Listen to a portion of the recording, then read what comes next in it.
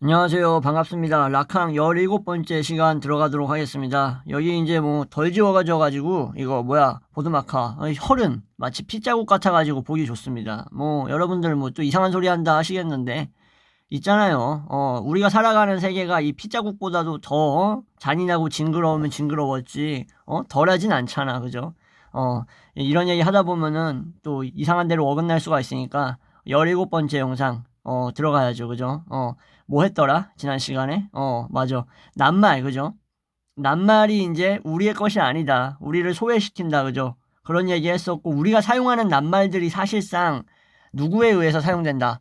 타인에 의해서 사용된다라고 얘기를 했었죠. 그러니까 뭔가 우리가 친밀하고 우리에게 익숙하고 우리의 마음과 관련된 것을 말하고 싶다. 그럴 때 뭐예요, 우리는? 뭔가 주저하게 된다라는 거예요. 왜? 내 안에 있는 건데 왜 내가 내 맘대로 말을 못하는가? 왜 그러냐? 바로 타자, 즉 타인에 의해서 그 내용이 수도 없이 전달되었던 것을 경험상 어때요? 접했기 때문에, 들었기 때문에. 뭐 예를 들어서 여자분들 있으면은 뭐 화장품 얘기, 뭐 드레스 얘기, 뭐 옷 얘기, 뭐 이런 것들 있잖아요. 뭐 결혼 얘기, 혼수 얘기, 뭐 뿐만 아니라 뭐 집에 있었던 일들 뭐 이런 것들 얘기하는데 뭔가 다른 사람들이 막 주구장창 막 얘기했는데 거기 뒤이어가지고 내가 또 이 얘기 해야 되나 하고 주저할 때 있잖아. 그죠? 왜냐면은 이제 여자들이 만나가지고 말을 많이 하니까 뭐 남자들보다는 뭐 많이 하는 편이죠. 기본적으로 보편적으로. 아무튼 뭐 그런 식으로 이런 현상들이 왜 일어나는가 했을 때 타인이 이런 식으로 이런 주제에 대해서 얘기하는 걸 너무 많이 들었기 때문에 나에게 있어서 친밀한 얘기 그리고 익숙한 얘기 하고 싶은 얘기를 말하는데 주저하게 된다라는 거죠. 그러니까 뭐야 결국 워드 낱말이라는 것은 뭐 한다는 거예요? 우리가 누구인지를 가리키는데 우리가 누구인지를 지목하고 지시하는 데 있어서 뭐 한다? 실패한다라는 거죠. 왜? 너무나 수많은 것들에 의해서 이미 말해져 있기 때문에 그게 나만의 것이 되기가 어렵다라는 얘기겠죠. 그래서 주체는 뭘 하는 거예요, 여기서? 우리를 소외시킨다고 느끼는 거야. 무엇이? 낱말이. 낱말이 오히려 나를 말해주는 게 아니라 날 소외시키네? 라는 듯한 느낌을 받는 게 말의 순환이겠죠. 그래서 말의 순환으로부터 뭐 하고 싶어? 이젠 벗어나고 싶다. 그래서 결국 뭘 불러내게 되냐? 이 말의 순환으로부터 도피하기 위해서 바로 환상을 불러내게 됩니다. 환상. 이 락항의 이제 뭐 욕망의 그래프에서는 뭐 환상을 뭐 이렇게 표시하긴 하거든요. 다이아몬드 해가지고 A, S 짝대기 긋고. 근데 이제 욕망의 그래프 얘기하기에는 이게 너무 복잡하고 하니까 물론 뭐 저도 그려놓은 게 있는데 이게 너무 신박해가지고 뭐 나중에 뭐 기회가 되면 말씀드리겠고 환상이라는 것은 이제 주체와 대상의 연결을 가리키는 거겠죠. 왜 그러면 환상하고 주체가 연결이 돼야 돼요? 낱말로 연결되면 되잖아요. 말했죠. 낱말은 연결을 시키는데 뭐 하고 있다고? 실패하고 있다고. 왜? 너무 많은 타인에 의해서 보편성에 의해서 세계를 구성하는 그런 요소들에 의해서 다른 사물들에 의해서 뭐가 되고 있어? 이미 말해지고 왜곡되고 있기 때문에 뭘 하고 있어? 나라는 그 주체를 드러내는 데 있어서는 뭐가 생겨? 이질감이 생길 수밖에 없다. 있다. 있다. 자, 기본적인 환상이 한번 성립이 돼버리면 그러면 어떻게 돼요? 아이로 돌아가서 왜 자꾸 아이 얘기하세요?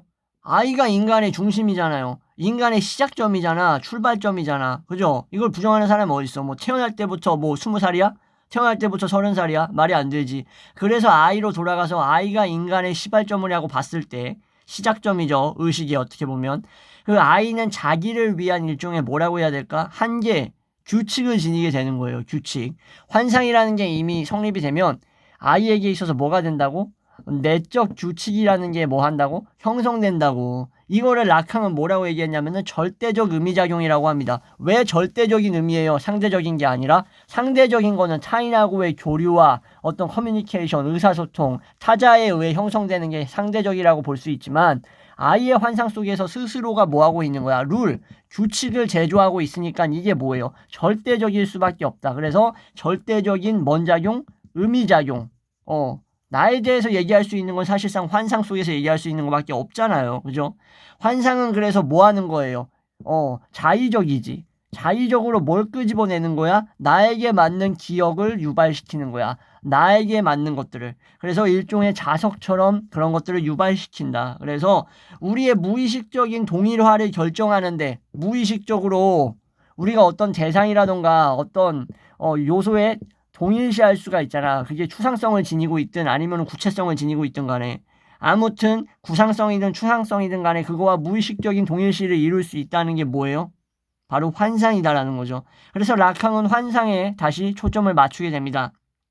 아이하고도 관련이 있고 인간 발달 단계하고도 관련이 있고 주체성, 언어, 그죠? 이런 것들하고 소외 이런 것들하고 관련이 있는 거기 때문에 그런 거예요. 우리가 그래서 예를 들어서 어떤 동일시할 수 있는 어떤 그런 인물이 있다고 칩시다. 이 인물을 만나든지 만나지 않던 간에 이 무슨 말이냐? 이런 인물, 동일시할 수 있는 인물을 현실 세계에서나 아니면 뭐 환상에서 만난 적이 없더라도 환상이라는 것은 즉 환상이라는 이 자석, 마그네틱은 뭘 한다고? 탐욕스럽게 우리가 마치 이 동일시할 수 있는 인물에 대해서 뭐 전해 들었다거나 아니면은 이거에 대해서 뭐 책으로 읽은 것만으로도 동일시하게 만든다라는 거예요. 그게 뭐의 기능이에요? 환상이라는 자석의 기능이야. 그러면 이 인물 동일시를 어떤 인물을 동일시하느냐에 따라서 또 많은 게 변하겠죠. 그죠? 우리 이 범법소년들, 우리 세상에 뭐라 그래야 돼? 철부지 새끼들 있잖아. 그런 새끼들은 뭐 환상 속에서 뭘 동일시한 거야? 어린 시절에? 뭐 부모의 부재였던가 아니면 뭐 부모 교육의 실패였던가 어떤 산출이 되었던 간에 결국 동일시하는 데 있어서 본인이 읽은 것, 본 것 이런 것들에서 뭐라 그래야 돼 이게 융합돼가지고 뿜어져 나오는 어떤 결정체로서의 환상이 규칙을 이상하게 형성했겠죠. 그죠? 그런 결론이 나올 수밖에 없는 거 아니야. 전에 듣거나 뭐라고 읽은 것만으로도 뭐 한다고 이러한 인물과 동일시하기에 충분하다. 뭐가? 환상이라는 자석이.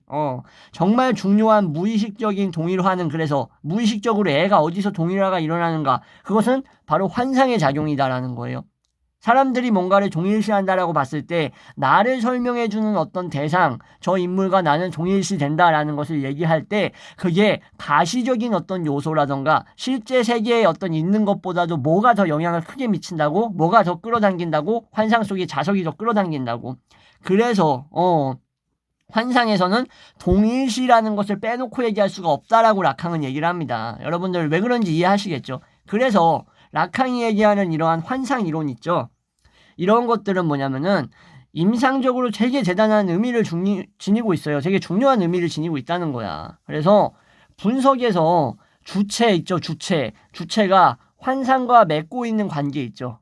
주체가 있으면은 분석에서 환상하고 뭐 어떤 릴레이션십을 맺고 있느냐, 이거에 어떤 영향을 주려고 한다면 그러면 환상이 본래 엄마가 가지고 있었던 어떤 모호하고 불투명하고 신비스러운 것들, 왜? 아이는 그걸 알기가 어려우니까 그런 것에 대한 어떤 응답이 될 수 있다면 환상이 누구에게? 아이에게 엄마가 지니고 있었던 어떤 그런 불투명하고 모호 애매한 것들에 대한 답이 될 수 있다면 무엇이? 환상이. 그렇다면 어떻게 될까 여러분들? 현명한 치료 전략이 무엇일까? 바로 치료 자체에 똑같은 종류의 불가해한 맥락, 비슷한, 유사한, 똑같은 맥락을 도입을 해야지만 된다라고 락항은 얘기를 합니다. 자, 무슨 말이냐 이게.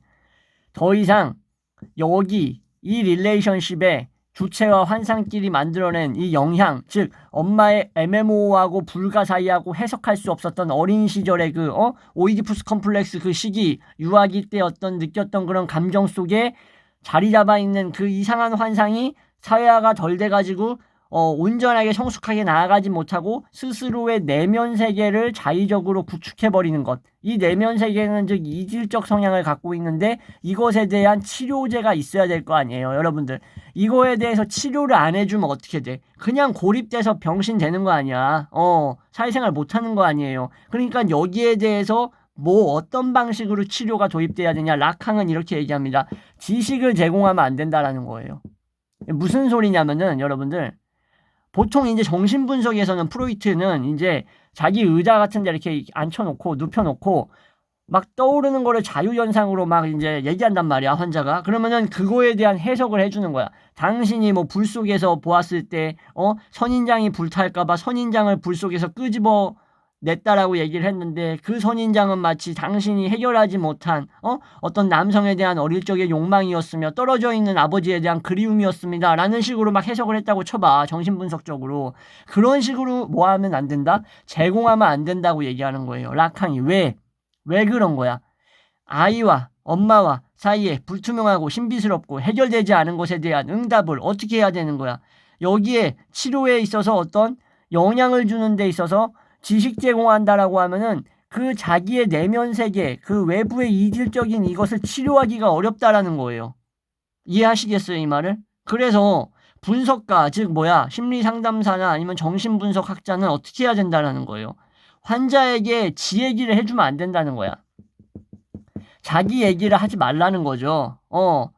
그러니까는 설명이나 해석하지 말라는 거야, 한마디로. 지식을 제공하는 것은 뭘 하는 거예요? 이 사람이 가지고 있었던, 환자가 가지고 있었던 이런 환상에 빠져 있는 사람들의 내면 세계를 뭐 하는 거예요? 붕괴시키는 거예요, 붕괴. 왜 붕괴시켜? 외부와 다른 이질적 요소들을 내적으로 내가 갖추고 있는데 그 내적으로 갖춘 것을 자의적인 해석을 바탕으로 해버리면 타자가 내 내면 세계를 뭐 하고 있는 거야? 타자가 내 내면 세계를 구성해버리게 되는 거잖아요. 그죠? 그러면 이게 어떻게 치료가 될 수 있어? 치료가 될 수 없는 거지. 그죠?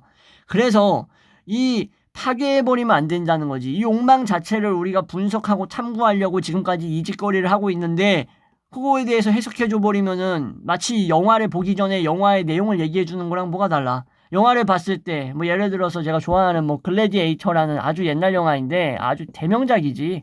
리들리 스콧 감독의 러셀 크로우 주연의 우리 막시무스 나오는 거 아닙니까? 막시무스가 왜 저런 행동을 할 수밖에 없었는지 영화를 보면서 느끼고 왜 마르쿠스 아우렐리우스 황제가 왜 자기의 후위 자기의 이제 후사를 이제 맡길 후대 왕으로서 자기 자식인 코모두스가 아닌 왜 막시무스를 얘기해가지고 그런 봉변을 당했는가 막 이런 것들 있잖아. 이런 것들 미리 얘기 듣고 막 그냥 줄거리 한번 읽은 다음에 보는 거랑 여러분들 그냥 영화를 보면서 내가 내 생각으로 내 내면 세계를 구축하면서 만들어 나가는 거랑 뭐가 달라요? 엄청난 차이가 있겠지, 그죠? 그런 느낌이라고 보시면 돼. 이건 이해하기 쉽게 설명해 드리려고 내가 비유를 든 거예요. 영화에 대한 비유인 거죠, 그죠?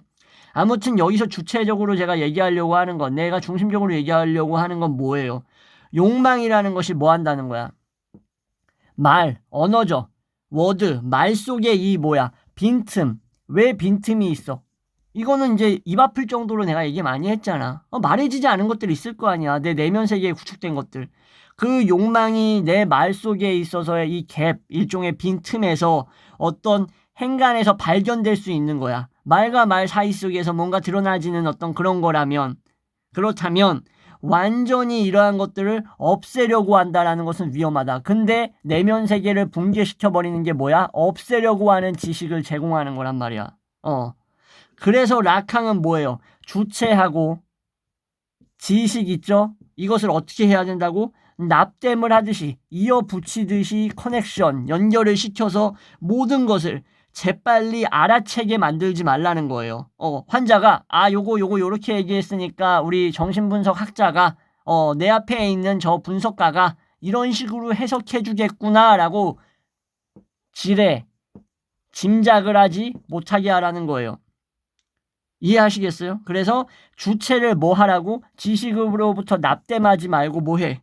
분리하라고 얘기합니다. 분리하라고. 그래야 그 사람이 가지고 있는 내적 욕망의 본질과 내면 세계를 더욱더 제대로 들여다볼 수 있고 그 자체를 붕괴하지 않음으로써 어떤 것에 이끌리는지 자석 효과가 어디서 일어나는지 우리가 관찰할 수 있다라는 거예요. 이해하시겠죠? 이렇게 라캉은 얘기합니다. 그래서 라캉이 이제 정신분석 원리라는 세미나를 여는데 이게 언제 열었냐면은 1959년에서 1960년, 그러니까 1년 사이에 연 거지. 2차 세계대전 끝나고 한참 시간 지나서 우리나라라고 치면은 이제 6.25 때문에 이제 피폐해진 거 복구 부랴부랴 하고 있는 시기네. 그죠? 이 시기에 이제 라캉이 세미나를 엽니다. 세미나 제목은 뭐라고? 정신분석, 윤리. 원리라고 할 뻔했네. 윤리에서 라캉이 임상치료에 대해서 이렇게 얘기합니다.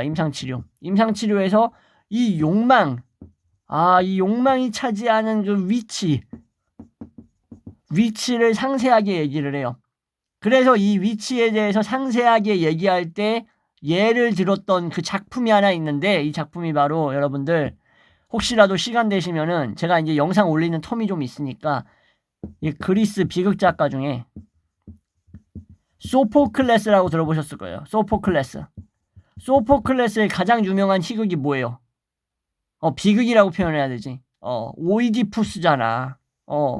지금까지 계속 얘기했던 오이디푸스가 원래는 뭐야? 오이디푸스 왕이라는 비극이잖아요. 소포클레스가 지은 비극. 오이디푸스 컴플렉스가 여기서 나온 거잖아. 그래서 소포클레스가 또 지었던 비극 중에 하나가 안티고네라는 게 있습니다. 안티고네. 안티고네는 여성이에요. 트로이하고도 관련이 있어. 근데 이 안티고네라는 이 작품에서 나오는 안티고네라는 인물과 또 누구야? 크레온이라는 인물이 있는데 이 입장을 대조시켜, 벌시스 대조시켜가지고 뭘 설명하고 있어요? 바로 욕망이 어느 위치를 차지하고 있는가를 논하게 됩니다. 어디서? 세미나에서. 언제? 1959년에서 60년에 논한다. 자, 이 세미나 내용부터, 안티고네부터는 다음 영상에서 말씀드리도록 하겠습니다. 지금까지 시청해주셔서 감사합니다.